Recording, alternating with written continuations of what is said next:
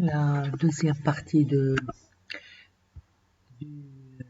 diencéphale, c'est l'hypothalamus et comme on a dit, c'est le chef d'orchestre de l'activité endocrinienne et végétative et on verra vraiment son rôle, surtout dans la régulation de l'activité endocrinienne dans le chapitre du système endocrinien et plus particulièrement le rôle de l'axe hypothalamo-hypophysaire dans cette régulation endocrinienne.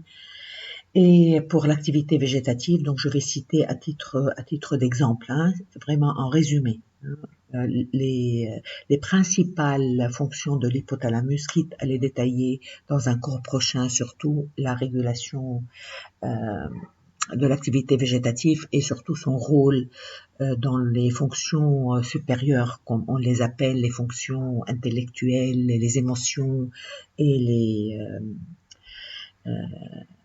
la mémorisation, la sensation de plaisir, etc. Donc toutes ces caractéristiques ou bien toutes ces facultés, capacités supérieures de notre système nerveux central. Donc, en tant que régulateur de l'activité endocrinienne et végétative, évidemment, l'hypothalamus, il va intégrer les stimuli périphériques, les stimuli hormonaux, humoraux, qui viennent à partir des produits qui existent dans le sang, dans le liquide céphalorachidien, évidemment. Les hormones, presque beaucoup d'hormones périphériques possèdent des récepteurs au niveau du système nerveux central et donc ils peuvent donner une information périphérique à cette structure centrale dans la régulation hormonale et évidemment des stimuli nerveux peuvent aussi ou arrivent à l'hypothalamus. Il va intégrer évidemment, loin de là, c'est pas un centre de relais, c'est vraiment un centre intégrateur de premier ordre. Il va intégrer ces informations et il va répondre par une régulation ou bien hormonale ou bien nerveuse à travers le système végétatif ou bien à travers d'autres structures situées plus en haut, si vous voulez, pour des fonctions intellectuelles ou des fonctions émotionnelles un peu plus compliquées que les fonctions végétatives et instinctives. Donc les sensations, toutes les sensations somatiques, auditives, gustatives, olfactives, tout, comme on a dit pour le thalamus, tout va transiter, tout va être projeté, aussi bien vers le cortex, mais il y a toujours des projections, il y a toujours des collatérales qui vont distribuer en quelque sorte, si on veut parler schématiquement, ces informations sous forme évidemment de projections synaptiques, d'influx nerveux vers les autres structures non spécifiques, y compris l'hypothalamus.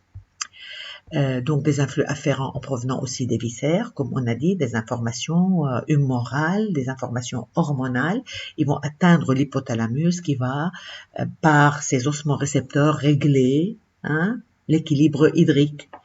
Je vous donne seulement un exemple, la sécrétion d'ADH. Les noyaux qui sécrètent l'ADH, l'hormone antidiurétique, ce sont des noyaux hypothalamiques. Il va aussi, par des thermorécepteurs périphériques, recevoir des informations qui concernent la température externe ou interne de l'organisme. Il possède ses propres thermorécepteurs. Plus exactement, il est le thermostat de notre organisme, d'accord? Donc, il va pouvoir régler la température en déclenchant des mécanismes de thermogénèse ou de thermolyse via des voies végétatives pour que notre température interne reste à 37 degrés. Évidemment, c'est lui au moment de la fièvre, il va permettre que notre température augmente pour des raisons de défense de l'organisme, etc. Évidemment, c'est pas dans le cadre de ce cours qu'on va pouvoir développer tout ça. Et évidemment, les taux hormonaux, l'axe hypothalamo-hypophysaire, il a des récepteurs pour les hormones thyroïdiennes, il a des récepteurs pour le cortisol, de l'axe corticotrope, il y a des récepteurs pour des hormones de l'axe gonadotrope, etc., etc. Donc, on verra ça, on va détailler dans un chapitre plus loin. Évidemment, le centre de la faim et le centre de la satiété, ce sont deux noyaux hypothalamiques.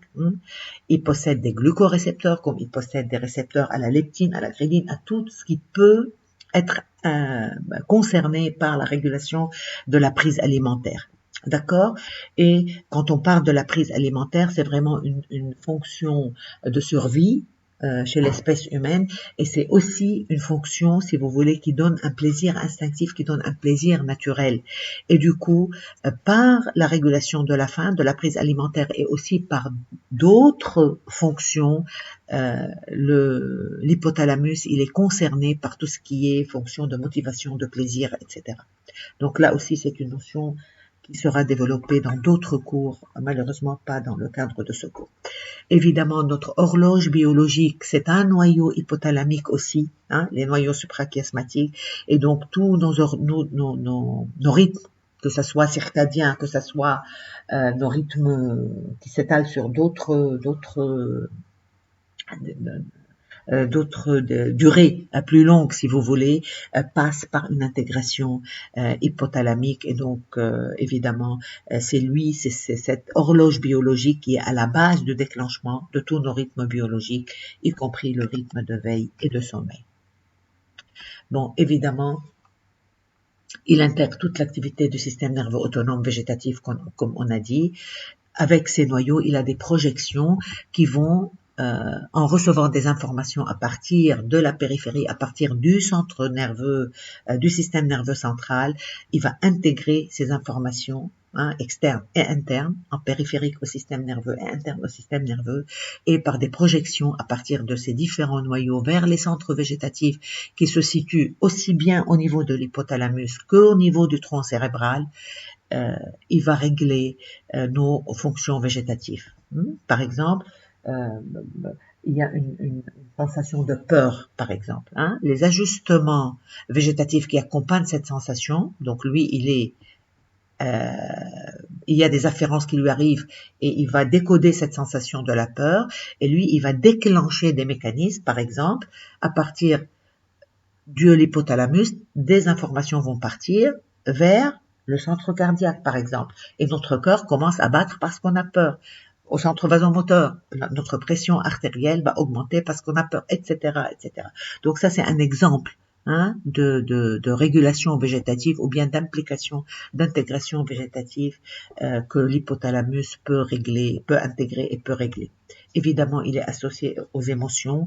Il fait une partie intégrante. On peut le dire, du système limbique, qui est le système au niveau duquel le circuit, un ensemble de structures encéphaliques, corticales et sous-corticales, au niveau desquelles nos émotions prennent naissance. Donc l'hypothalamus, s'il n'est pas une partie intégrante, mais bon, toute la littérature décrit son rôle dans ces circuits, il est au moins la partie de sortie. Donc toutes nos émotions, tous nos comportements instinctifs et émotionnels vont être intégrés au niveau de l'hypothalamus, ne serait-ce qu'il est responsable de toutes les régulations végétatives qui accompagnent ces comportements, comme par exemple l'exemple de peur que je vous ai dit. Évidemment, si le centre de la faim, un autre exemple, le centre de la faim au niveau de l'hypothalamus est stimulé parce que les glucorécepteurs au niveau de l'hypothalamus ont décodé une information humorale qui dit qu'il y a pas assez de glucose dans le sang, évidemment, on va sentir la faim, et c'est à partir de cette même intégration au niveau du centre de la faim, au niveau hypothalamique, il va y avoir une autre intégration qui va me permettre d'avoir une motivation pour composer dans mon cortex un programme moteur pour aller au frigo, vers le frigidaire, ouvrir le barrad et prendre quelque chose à manger, etc., etc. C'est par des exemples. Je vous simplifie beaucoup pour vous donner un peu une idée comment les circuits fonctionnent. Bon, évidemment, ça lui donne aussi une capacité d'être un centre de régulation des troubles psychomoteurs, évidemment. Voilà, bon, pour le thalamus, pour toutes les autres structures, regardez un peu ces noyaux. Voilà l'hypothalamus, et voilà l'hypophyse. Et là, quand on parle de l'axe hypothalamo-hypophysaire, le centre de régulation hormonale, c'est cet axe-là qu'on va voir en détail un peu plus loin. D'accord, si on reste dans l'hypothalamus, regardez un peu. Donc, on a les noyaux supraoptiques qui synthétisent et libèrent l'ADH quand il y a un déséquilibre hydrique, l'hormone antidiurétique. Il y a, enfin, presque toutes les hormones ou les précurseurs d'hormones périphériques sont synthétisés au niveau de cet axe hypothalamo-hypophysaire. hypophysaire et on a des neurohormones comme l'ocytocine. L'ocytocine, c'est l'hormone de l'attachement. On entend parler beaucoup maintenant. On peut plus se toucher parce que c'est le toucher à partir de mécanorécepteurs que sa synthèse va augmenter. Avec le corona, qu'est-ce qui se passe quand on peut plus se toucher? Est-ce que l'ocytocine va être augmentée, diminuée? Est-ce qu'on va avoir des sentiments d'attachement vis-à-vis qu'on aime, etc. Donc, on aura le temps de discuter de ces exemples dans le chapitre de la fonction hormonale. Voilà, et regardez un peu la variété de ces noyaux. Et comme pour le thalamus, comme pour tous les autres noyaux, il y a la partie latérale, la partie dorsomédiane, la partie antérieure, la partie postérieure. Et chaque partie, ça veut dire c'est un ensemble de noyaux qui sont responsables d'une intégration bien particulière. Voilà, les corps mammillaires, par exemple, ce sont des noyaux hypothalamiques qui sont dans le cœur, au cœur du système limbique et du système émotionnel et du système de mémorisation. D'accord? Donc, les noyaux suprachiasmatiques c'est l'horloge biologique de notre organisme. D'accord? Donc, voilà un peu si j'ai bien réussi à vous donner une idée de l'ampleur, de l'importance de cette structure qui est l'hypothalamus. Voilà, donc on est arrivé à peu près à ce niveau-là, donc le tronc cérébral, le diencéphale. Il nous reste donc à parler un peu du cervelet avant d'attaquer la plus grande structure. Je peux pas dire la plus importante parce qu'à elle toute seule, à lui tout seul le cerveau, il peut pas fonctionner. C'est en intégrant des informations qui lui arrivent d'autres structures du système nerveux central ou via d'autres structures à partir de la périphérie qui va pouvoir assurer son rôle. Et donc, je vous rappelle qu'une coupe latérale ou sagittale au niveau de cet encéphale, on voit un peu la diversité de ces noyaux. Donc, on va décrire des noyaux appartenant à des structures dans une classification qu'on a choisi de prendre, mais il faut dire qu'il y a d'autres noyaux qui ne sont pas dans le thalamus, qui ne sont pas dans l'hypothalamus, qui ne sont pas dans la substance blanche particulièrement du cerveau, qui sont pas dans le tronc cérébral, qui peuvent être subthalamiques, qui peuvent être collés au thalamus, etc. Donc, s'il y a une fonction qu'on va détailler et si ces structures sont responsables en quelque sorte pour une fonction bien déterminée, on les citera. Sinon, peut-être on n'aura pas l'occasion de les citer dans le cadre de ce cours, mais il faut pas négliger qu'il y a encore des multitudes de noyaux qui n'appartiennent pas peut-être particulièrement anatomiquement aux structures qu'on a choisi de développer quand on va décrire l'encéphale. Vous comprendrez de quoi je parle quand on va parler des circuits. On va énumérer, on va donner des exemples de circuits neuronaux à l'intérieur de cet encéphale. D'accord? Par exemple, l'amygdale. On va pas parler d'une partie de l'encéphale qui contient particulièrement l'amygdale. Mais on va parler d'un circuit entre plusieurs structures. Des circuits se forment ou bien sont formés, sont établis pour être responsables de fonctions bien déterminées. D'accord? Voilà.